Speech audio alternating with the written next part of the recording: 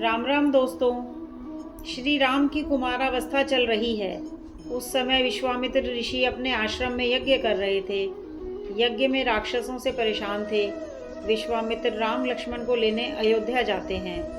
वहाँ सरयू गंगा का वंदन करके स्नान करते हैं। अयोध्या अति दिव्य भूमि है।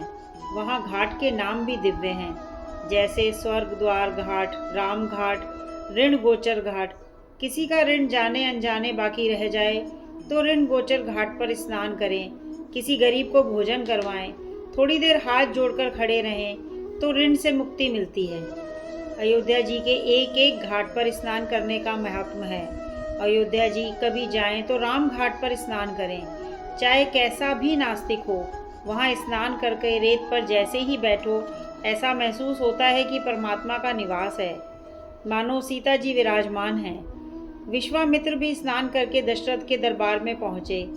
मेरे यज्ञ में राक्षस विघ्न डाल रहे हैं, राम लक्ष्मण की मांग करने आया हूँ। दशरथ का कहना, मेरा जीवन राम के अधीन है, यदि राम ना दिखाई दें तो मेरे प्राण पखेरु उड़ जाएं। वशिष्ठ के समझाने पर राम लक्ष्मण को सभा में बुलाया गया। रामचंद्र जी हाथ जोड़कर खड़े हैं, कहते हैं, पिताजी मुझे आज्ञा दीजिए।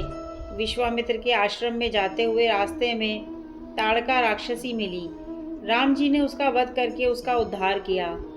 किसी वैष्णव ने राम जी से पूछा, महाराज आपके हाथ बहुत लंबे हैं। राम जी का कहना, मेरा कोई भक्त मोटा तगड़ा हो तो उसे आलिंगन करने में सुविधा हो, इसीलिए हाथ लंबे हैं। राम जी बहुत सरल हैं।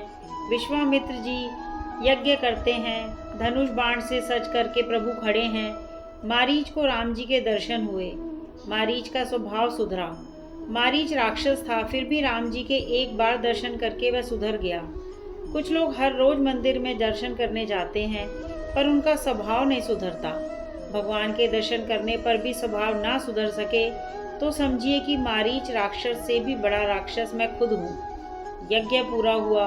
विश्वामित्र ने राम लक्ष्मण को आशीर्वाद दिया। राम लक्ष्मण विश्वामित्र के आश्रम में रहने लगे। मैं नूतन। ओम साई राम।